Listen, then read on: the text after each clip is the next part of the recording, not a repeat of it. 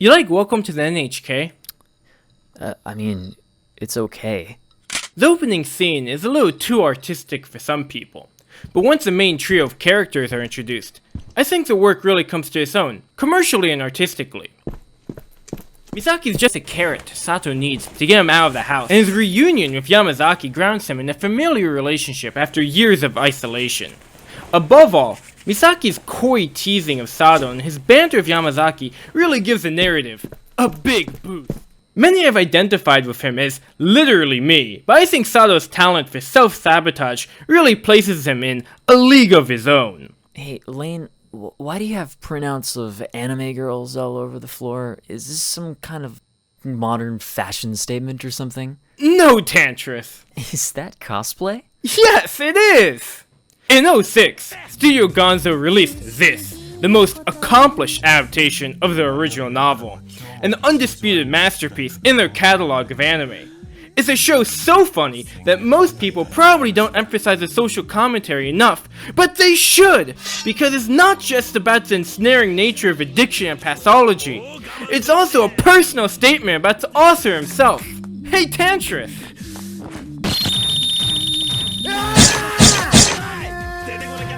Here's Colonel. Oh, what the Christ? So, it's finally come to this, huh? You fucking killed him. He's dead! He had it coming. He called anime an overrated medium. You're an overrated medium! You're a sick fuck! His channel was just starting to take off. Things were looking up for our whole crew. I bought a basket of chicken, for Christ's sake. How did this happen? The term NEETs, although originating in the UK, got popularized in Japan and spread to American English in recent years, largely from anime influence. It refers to a group of those who have abandoned hope on life and forgo any semblance of work, rather looking at the outside world as not even worth exploring, preferring to stay indoors and disappear into the world of manga, video games, and the internet. I believe we are living completely atomized for the first time in history, with only the internet itself binding us together as a larger collective. And as I've said in previous videos, the internet has in many ways undone the fabric of society. But ironically, the very thing tearing us apart is what most shut-ins now use to cope with their disillusionment. With no outside escape, home itself becomes their refuge. Even those who don't self-identify as NEETs feel an alienation uniquely modern due to internet technology. I've gone through periods in my life looking for answers to these problems, only to feel like in the end, a lot of what we believe in is probably just a good deal of rationalization. Online entertainment, forums, threads, and obscure communities have become the answer to an endless pit of information that has allowed humanity to move on from its previous social structure and digitally balkanize, allowing a loneliness epidemic on a scale that we have never seen. NEETs and incest— Stop! Do you want to get demonetized? It's Inkwell these days. Right, yeah, Inkwell. Okay, whatever. Are two terms cut from pretty much the same cloth. Even the mere mention of NEETs, men's issues, and other things of the like quickly get you strange looks. Just because the economy is said to be good doesn't mean it is. And the constant repeating of terms and ideas to get people to eventually go along with that belief system is known as the illusory truth effect. That's to say, a psychological phenomenon which posits that repeated statements are perceived as more truthful than new ones, regardless of their actual veracity. Anything repeated enough times will tend to feel true, leading people to mistake this ease of processing for a signal of truth. It always surprises me that critiquing the mainstream media in any fashion now gets you labeled as a conspiracy theorist. Hey, Tantris. The fuck do you want? What was I just saying about the NHK? Do you know what the NHK is? It's the Japanese Broadcast Corporation. Duh, I live in Japan. Do you think I live under a rock? Yeah, and what do you think Welcome to the NHK is about? The main character suspects a conspiracy that the NHK, the Japan Broadcasting Corporation, is trying to create more NEETs. Wait, really? Come on, let's check it out. I must have gotten myself involved in a real less than 1% probable conspiracy. It's the NHK. That evil secret organization NHK is attacking us. NHK. Why didn't I realize such a simple thing until now? You can't talk about anime without mentioning otaku. And otaku tend to be antisocial. People like that eventually become reclusive. In other words, they've been mass-producing anime otaku by showing them interesting anime, helping to create a massive emergence of NEETs. Basically, NHK is the Japan Social Withdrawal Association. Welcome to the NHK. I am the man who became aware of the NHK conspiracy. Tatsuhiro Sato, 22 years old. I shut myself away from society for 3 years, almost 4 years now. Going NEET is as much a state of mind as it is a symptom of external problems. Perpetual unemployment, going nowhere in life, and feeling a general sense of malaise can take on many different forms. By far the most common cope many default to are drugs and alcohol. But although a guy drinking the productive work hours away on a park bench is technically a NEET, it's not really what we think of when we use the term colloquially. NEET and Hiki are two terms that essentially define each other. The association of a NEET is not someone bumming around as a public nuisance, but someone inside, basement dwelling their days away. In other words, when you think about NEETs, it is not the trashy chaos of the Trailer Park Boys which comes to mind, but rather the mellow melancholy of Welcome to the NHK and Yume Nikki. Our main character, Tatsuhiro Sato, finds himself among Japan's lost youth, and one of many recluses that has isolated himself from all social contact, classifying him as a hikikomori, or a shut-in. The novel that the anime is based on released back in 2002, and from a statistical sampling from the time, it was estimated there were roughly 410,000 hikikomori in Japan that year. Since then, the estimate has jumped to over 1.4 million. While already a social concern, it has only since intensified as an issue. And who better to tell the plight of the hikikomori than Tatsuhiko Takimoto, a man who himself was a hikikomori NEET when he wrote the novel. In fact, that's why Welcome to the NHK works so well, and is far more than mere social commentary, but as a work of art. Since although the scenario is obviously fictional, you can tell that the emotions behind it all are raw and real.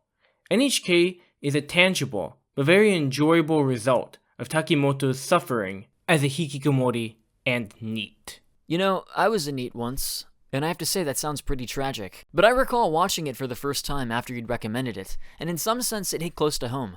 Like Sato, or Takimoto's autobiographical portrayal, my room got pretty messy because I had no motivation to clean, no matter how pathetic I felt. Not even good old JBP got me going sometimes. So, go clean your room, bucko! I think NEETs and hikikomori recognize something fundamentally wrong with greater society.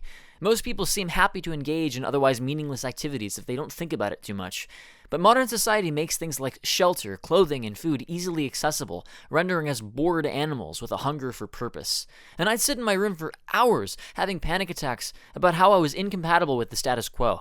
I thought I saw through the lies of surrogate activities. Anyone with a stable job just has to make their boss happy until the employment finally carries him or her to the grave, giving him some sense of accomplishment, whereas I felt depression. The feeling I'm talking about is what Misaki describes. You know, Sato's mentor. She claims that hikikomori's issues stem from a pure incompatibility with one's environment, and by proxy, an inability to function in society. This is probably what Sato realized, coupled with the conspiracy of the NHK. Everything is a lie. Work is a lie. Life is a lie. It's all bullshit. And suddenly, everything simultaneously makes sense and doesn't. The only thing really keeping you going throughout the day is stimulation and distraction, because the only other option is death. This stimulation includes the brain rot and mindless entertainment everyone watches these days. And mind you, it's not lost on me that people are watching this on YouTube. The very thing I'm complaining about. This is why red pill content tends to get a lot of attention, because many people sitting around in pure shock at the state of things are desperate for someone to tell them that it's not their fault, and that they're not crazy. I guess I was wondering if you could describe to me what makes Welcome to the NHK so great, and how it explores these themes. Beyond a compelling narrative featuring its small but flavorful cast of characters that work off each other's weaknesses, NHK explores both the psychological trappings of depression and hopelessness, but also the relatively new trappings of being terminally online. Issues such as porn addiction, online gaming addiction, and get-rich-quick schemes each have their own arcs, among other darker themes. In an era of limitless online pornography, countless games to get lost in, and ubiquitous crypto scamming, it's not surprising that some of the people who once watched NHK when they were younger have now found themselves relating to the protagonist in ways they never imagined they would. once niche issues have hit the mainstream. Yeah, I can definitely relate to that. Sato reminds me of how I felt in Milwaukee without a car, sitting in front of my computer screen, wasting time either playing Zelda, Mario, or just justifying to myself that everything is okay. It's funny how most of us believe that we'll solve our problems if we buy the right thing, or just have that one fantasy that we can strive for. I always found it strange how even when you're completely free of employment and go through the honeymoon phase, you still realize that your impulses leave you with a desire to achieve something worthwhile. But when attained, is only followed by an endless feeling of boredom, or worse, depression.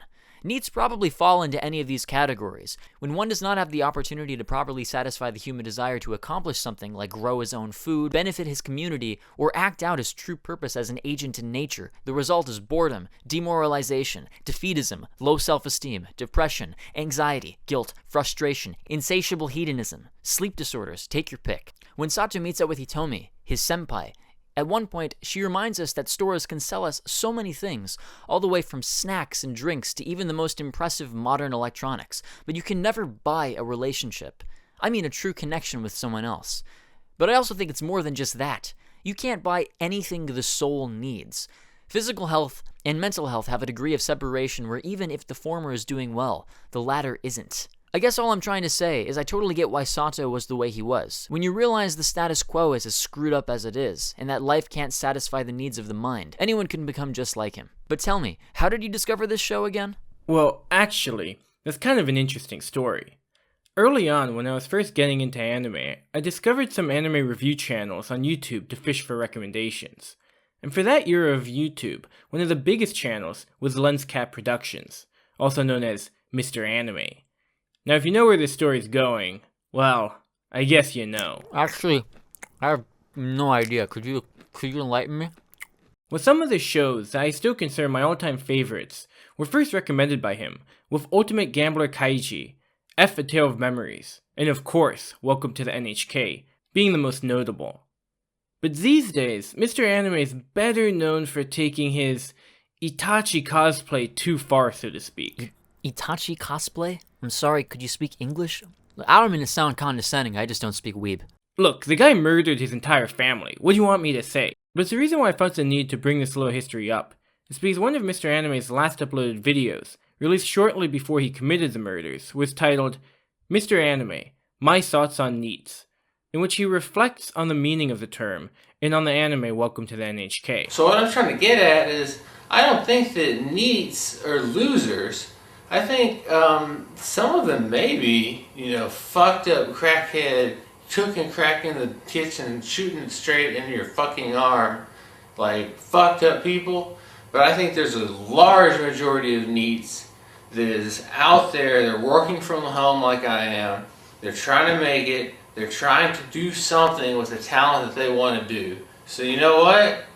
To hell with whoever says that not an employment and training or whatever, or status zero. Fuck that shit. It's nothing but propaganda. You know what, Lain? I think this guy is kinda right. Dude, he murdered his whole family. I agreed with what he said, not what he did. What are you two weebs talking about? Did I hear neat? I was neat once. Well, kinda still am, actually.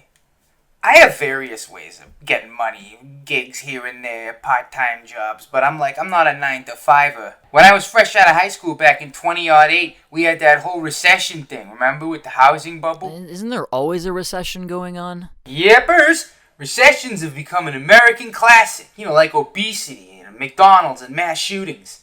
Still, that one in '08 was a pisser. I had to decide if I wanted to get a job or go to college, and well, by that time I decided I never wanted to see the inside of a school again, so I got a job. And then, after that job, I got another job. And then I got another job. And after that job, I got another job. And, each job sucked and it didn't really pay well. I would work and go home and play video games and go to sleep. And it was just that sort of rinse-repeat cycle. At some point I began to realize that I was just spinning my fat fucking tires in the mud and wasn't really going anywhere. Jeez, man, that's fucking brutal. Anyway, after working many years at dead-end jobs, places like Radio Shack and Walmart, Office Max, I just decided to quit. I wasn't getting anywhere with it, and plus my mother was getting sick at that time, and I was starting to think that maybe she wouldn't be in my life much longer. And after she was gone, I just kind of needed around for like 5 years, just kicking the stone down the road, nowhere to go, nothing to do. I was basically full NEET from like 2018 to 2021, and then I decided I need to get back into some sort of something, or I'm gonna, get depressed. And somehow I ended up working at UPS store, which, what can Brown do for you? Nothing. That place sucked. Anyway, now I'm back to gig work, and I think for me it's perfect. I still have plenty of time to dick around and stop and smell the roses, but I make enough money to survive. I don't miss being neat, though. Even now, with my current situation, I still find that if I'm left with my own thoughts for long enough, they'll just turn to self-loathing. I'll find something to get sad or upset about. That's just the way my mind works. It's fucked up. Anyway, I'll be upstairs. I got a Zoom meeting with my latest gig. The sympathetic portrayal of a socially withdrawn NEET is what I think makes NHK so compelling. It never even attempts to hide what a screw-up the protagonist, Tatsuhiro Sato, is, and yet, never do you disdain him. He's not a bad guy, but he's got issues. I'd say many real-life NEETs likely fall into a similar category of being screw-ups in some sense, but also having issues that severely cripple them, making their situation the result of both personal but also external failings. While traditional loafers have been with us since biblical times, the NEET is a really particular case because they're just as much a symptom of our technological age as anything else. Only in modern times could you keep yourself saturated with entertainment while remaining stuck in your room. And for me at least, it's that aspect of favoring the digital over the real that I always found most fascinating about a certain segment of hikikomori and NEETs. At the end of episode 5, Sato justifies to himself that he will no longer be a hikikomori, as long as he has a goal in mind. For him, it was creating a video game with Yamazaki, and in my own case, I spent the majority of my time as a NEET writing a lot of music in my room. Again, I'm talking about surrogate activities to pass the time and keep you going, because otherwise the inner human need to satisfy something in itself only gets worse and starts to eat at you from the inside. My 2022 solo album, appropriately titled 700 Days, is basically a 20-minute journal entry of rotting away in my room, lamenting about solitude and alienation. I don't think I ever got so vulnerable with my lyrics before, but there was a similar escapism in writing music that helped me cope during those dark times. Actually, along the lines of escapism, a classic NEET core entry that explores that side of things would have to be the classic indie game, Yume. I think you'd really like it. Instead of focusing on the lived and interpersonal problems of secluding yourself from the world, as NHK does, Yume is concerned explicitly with the psychological, or rather subconscious toll extreme isolation can have on an individual. The entire game is either being stuck in Madotsuki's bedroom, which she refuses to leave, or exploring the surreal and demented environments of her dream life, hence the name, Yume, or Dream Diary. It was coming off of NHK and Yume for the first time that led me to want to explore the hikikomori issue further, and that eventually led me to a site called Tono-chan, a message board designed to be a digital sanctuary for NEETs, hikis, and otaku alike. And as you could probably imagine, the site is essentially a large incubator for depression and anxiety. Within a couple months, I started to feel the chill of the abyss stare back at me, and you can only imagine what it was like starting high school after spending an entire summer browsing Tono-chan. All my insecurities, amplified by 10. This would have been around 2011, and I naively went into Tono-chan with the desire to be a kind of cyber anthropologist. I was fascinated by the notion of people locking themselves in their rooms and immersing themselves in escapism and fantasy. I even romanticized about the idea myself, envisioning my own room as a kind of personal kingdom I ruled over, and all my books, games, and DVDs as bridges to different worlds. For me, it was never the asocial aspect of NEET and hikikomori that I found interesting, but rather the aspect of drowning in a stream of fantasies and indulging in all the pleasures of the imagination. Some 10 years later, this would inspire the creation of my visual novel, Digital Seclusion, a story centering around a hikikomori who has so isolated himself in fantasy that eventually the border between reality and illusion start to blur. On Tono-chan there was some of this, especially on the My Waifu threads, where people would write extensive blogs about their cartoon crushes. Although waifu tends to be used as a playful term of endearment for a fictional character, on Tono-chan it was taken dead seriously. As far as many users were concerned, their waifu was simply a lost soulmate they were tragically separated from by time and space, one that in death they may finally reconcile with. Which gets to probably the most interesting and uncharacteristically self-reflective post I remember reading on there. It was someone explaining that going hikikomori is a form of committing, well, for people too scared to actually erase themselves. In every way other than leaving a husk of a body freed of consciousness behind to rot away, I can see the parallel. To completely shut yourself off from the world and spend the days either mindlessly distracting yourself or just meditating on your own misery is really just a form of prolonged decomposition. There's something interesting about how Hitomi eventually comes to Sato. As an audience member, you really sense that there's a sort of regret in his life decisions, as though he wants to return to a different time. I guess there's just so much shame to becoming a NEET that it's hard to admit to other people, let alone yourself. And there's a lot of time for self-reflection when you're in perpetual solitude like that, and usually not the good kind. No one wants to regret their lives, though I guess when having many or even some fortunate things happen in your youth, only to live either alone at your parents' or alone at an apartment in your adult life, it's hard not to. Do you remember what she says when he tells her that he's a hiki? Excuse me, I don't have the script memorized like you do, sorry. She tells him, actually, I'd already kind of guessed that that's what you're like. Brutal. I gotta say, Lain, I'm really envious of your pop cultural knowledge. I think I'm too ADHD to focus on anything. You ever seen Wolf of Wall Street? No. How about Weird Science? No. Fucking Titanic? No. Christ, what are you, a goddamn Quaker? What do you watch? Well, I definitely watch your mom. You son of a bitch! Guess from a NEET's perspective, those fantasies you're talking about can lead to anywhere. I know that when you feel like the world doesn't understand you, your mind can buckle. I felt so lost in those days that if I didn't do anything about it when living on a monotonous schedule, I really began to lose my sanity. Also, it's a proven fact that locking yourself in a room with little visual stimulation for even more than a few hours can cause permanent brain damage. Well, that's actually the real bread and butter of Tono-chan. The So-Ronri board. Lain, that wouldn't happen to be a tasteless jab at Japanese English pronunciation, would it? Of course not. Let him jab. Look at how they draw our eyes in anime. That's how they make fun of us, you know. Imagine us drawing Japanese people with little pencil lines for eyes. You think they'd notice? Adam, we're kind of in the middle of a video essay here. Tell you what, hold on. I'm gonna go get some KFC. When I get back, we'll watch some anime together and I'll show you all about this shit. I'm telling you. Why don't you just order some food and hang out with us, and he's gone. So what about the Ronri board?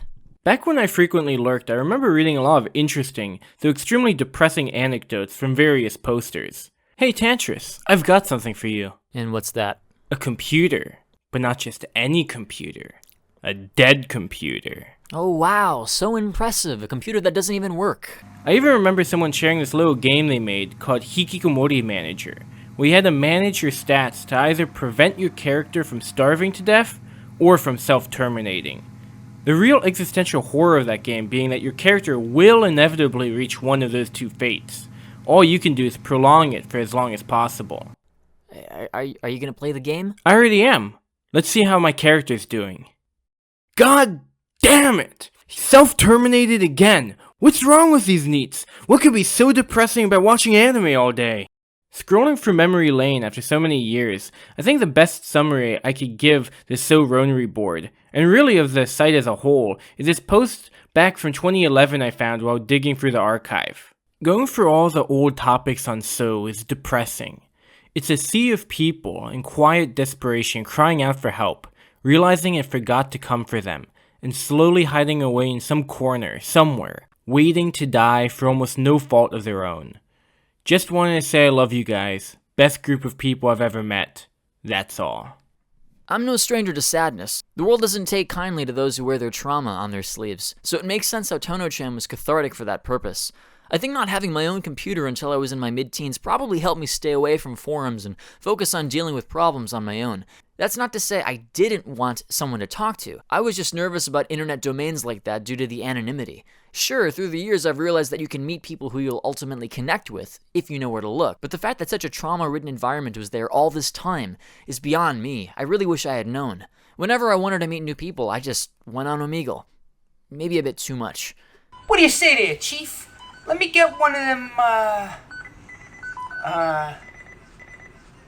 shit. As bizarre as a place as it might seem to, well, outsiders, or as we refer to them on Tono-chan, Ford drivers, Tono-chan provided a genuine space for people with nowhere else to retreat to. That one right there, yeah. Popcorn chicken no. Unlike 4chan, where the levels of sympathy are non-existent, Tono-chan was a place that fostered a sense of community for people that couldn't find it elsewhere. And so long as you blended in well enough, people had your back and were more than sympathetic. But compared to 2011 and 2012, the site is hardly as active anymore. It's still up, but activity is slow, as in many ways the site is a relic of its time. While the target audience for a place like Tono-chan has only expanded, that younger audience is probably active on other places like Discord, unaware of such message boards these days. So, you like working at Japanese KFC? Great. Alright, thanks, bye! Yet in that time, I've seen video essay after video essay crop up on Welcome to the NHK, confirming in my mind that like a true classic, it is still resonating with people almost 20 years later. NEETdom has definitely become a talked about issue in the West recently. It may not get addressed directly under that label, but concern over youth male unemployment or undereducation among males and hit piece after hit piece on inkwells all sort of fall under the same blanket. And while NEETdom may be losing its association with otaku culture, it's certainly an issue that's only growing in the West, and to that end at least, affirms NHK as a modern-day classic. Did you save the video yet? I can't find it on your desktop. Well, my computer crashed while I was doing research. I don't know if I was able to save it. What? How's that possible? You had like 2 terabytes worth of space last I checked. Oh, here it is. Wait, Rule 34? Hey, wait, don't click on that! Oh, Lily Bell. I may have done some fooling, this is why I fell.